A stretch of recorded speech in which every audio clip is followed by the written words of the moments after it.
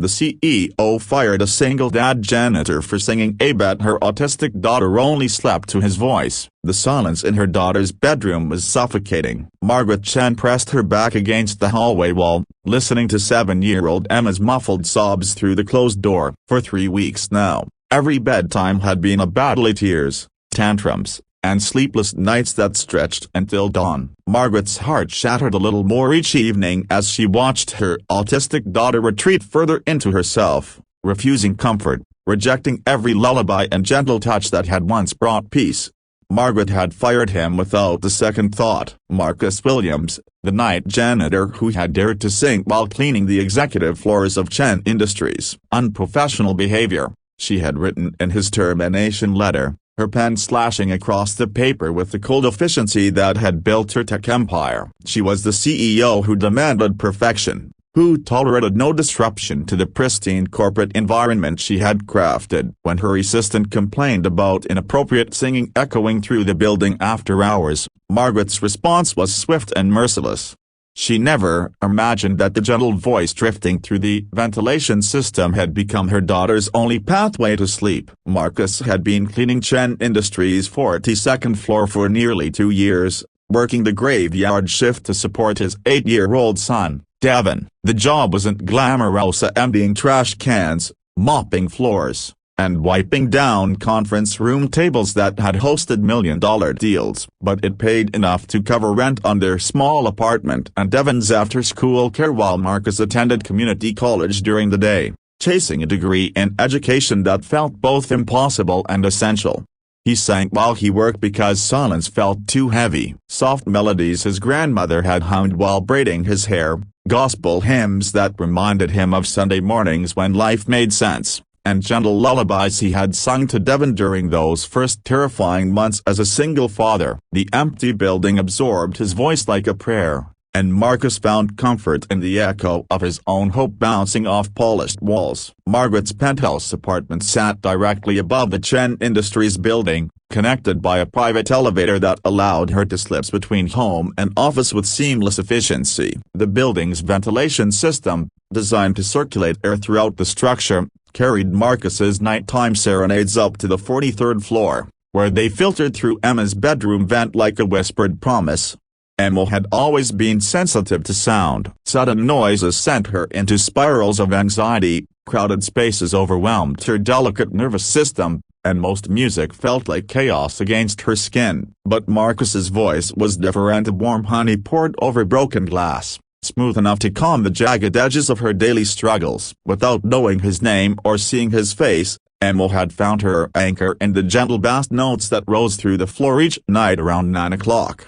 The singing became their routine. Margaret would tuck Emma into bed, kiss her forehead, and wait in the hallway as her daughter's breathing gradually slowed to match the rhythm of Marcus's distant melody. For 18 months, this mysterious lullaby had been Emma's bridge to peaceful sleep, the only consistent comfort in a world that often felt too bright, too loud, too much. Then the complaints began. Janet Morrison, Margaret's executive assistant, mentioned the disturbance during their Monday morning briefing. "There's someone singing in the building at night," she reported with barely concealed irritation. "It's echoing through the executive floors." Very unprofessional. Margaret's jaw tightened. She had worked tirelessly to build Chen Industries' reputation as a serious technology firm, competing with giants like Google and Apple. Every detail mattered, from the minimalist lobby design to the carefully curated artwork in each conference room. An employee singing while working threatened the sophisticated image she had cultivated. The termination was handled with corporate efficiency. Margaret never met Marcus face to face, never learned about his son or his dreams of becoming a teacher. She simply signed the paperwork and moved on, confident she had eliminated a minor but troublesome disruption. The first night without Marcus's voice, Emma lay rigid in her bed, eyes wide with confusion and growing panic. Margaret tried everything: reading stories,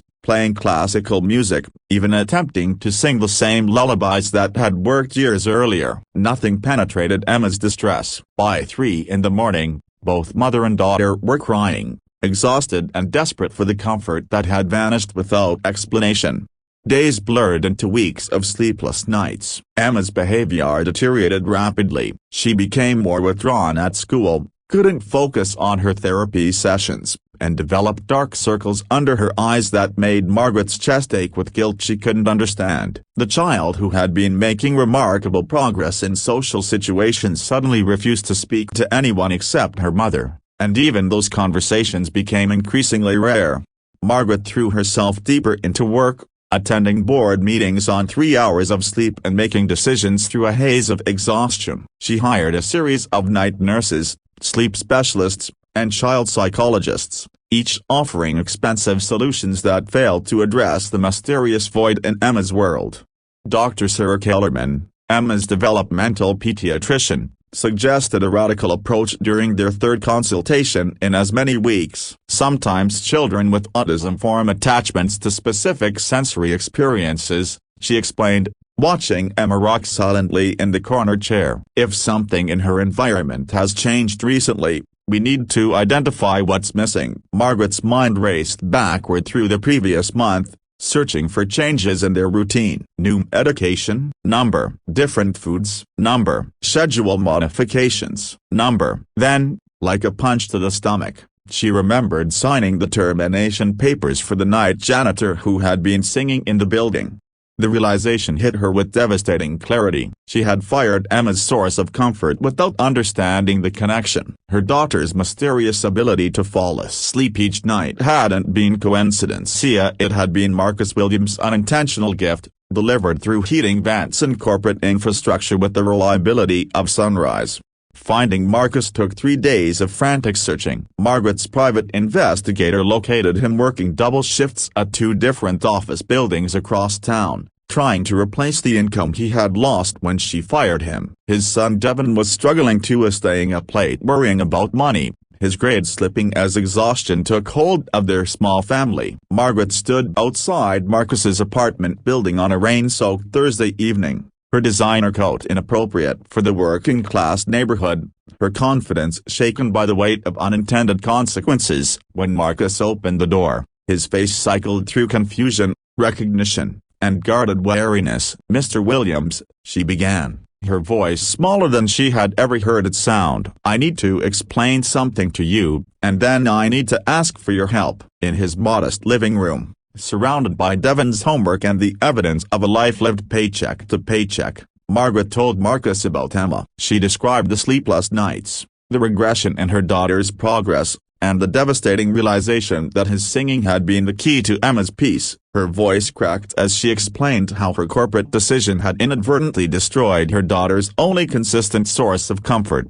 Marcus listened without interruption, his expression shifting from suspicion to understanding to something that looked remarkably like compassion. When Margaret finished speaking, tears streaming down her face, he was quiet for a long moment. "I've been wondering why Devon keeps asking about the nice building where I used to work," Marcus finally said. "He liked knowing that my singing was echoing through someplace beautiful, even if nobody was listening." "Someone was listening," Margaret whispered. "Someone needed it more than you could ever know." That night, Margaret stood in Emma's bedroom doorway, her heart hammering as Marcus's voice rose through the ventilation system for the first time in 3 weeks. The familiar melody of Amazing Grace filled the space between mother and daughter, and Emma's rigid posture began to soften. By the second verse, her breathing had deepened. By the third, she was asleep. Margaret didn't just rehire Marcus, she transformed his life. She created a new position at Chen Industries, Director of Environmental Wellness,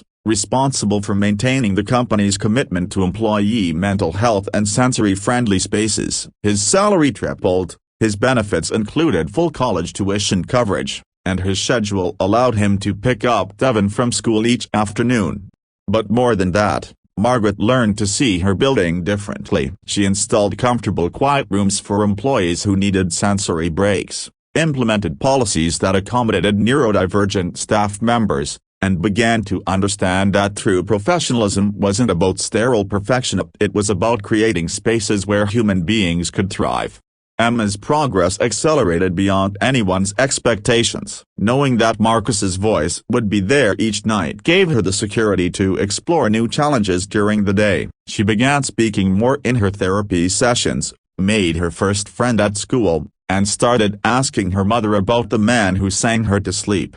The meeting between Emma and Marcus happened on a Saturday morning in Chen Industries' lobby. Carefully planned and sensitively orchestrated, Emma hid behind Margaret's legs at first, overwhelmed by finally seeing the face that belonged to her bedtime voice. But when Marcus knelt down and began humming her favorite lullaby, she stepped forward, placing one small hand on his cheek. "Thank you for singing to me," she whispered, her words barely audible but clear enough to bring tears to everyone's eyes. Devon and Emma became unlikely friends, bonding over the shared experience of having single parents who worked too hard and worried too much. They showed each other that families come in all shapes, that love doesn't require perfection, and that sometimes the most important connections happen between people who seem to have nothing in common. Margaret's company culture transformed as she began to prioritize humanity over image. Employee satisfaction increased, productivity soared, and Chen Industries became known not just for innovative technology but for revolutionary workplace policies that supported the whole person. Other CEOs called asking for advice on creating neurodivergent-friendly environments, and Margaret found herself speaking at conferences about the unexpected business benefits of leading with compassion. But the most profound change was in Margaret herself. She learned to really listen to the needs of people around her, whether they were employees, clients, or most importantly, her daughter. She discovered that strength didn't require hardness, that leadership could be both decisive and kind, and that some of life's most valuable lessons come disguised as mistakes. On quiet evenings, Margaret still stands in Emma's doorway, listening to Marcus's voice drift up through the building that has become more than just her workplace. It's become a testament to the power of human connection. Each note carries the reminder that we are all more interconnected than we realize, that our actions ripple outward in ways we cannot predict, and that sometimes the most beautiful solutions come not from boardrooms or strategic plans, but from the simple recognition that everyone deserves dignity, compassion, and the chance to be heard. Emma sleeps peacefully now, secure in the knowledge that she is loved, protected, and surrounded by people who understand that her differences make her not broken, but beautifully unique. And somewhere in the building below, Marcus Williams continues to sing, and not just for Emma anymore, but for everyone who needs reminding that in a world that can feel harsh and unforgiving, there are still voices willing to offer comfort in the darkness.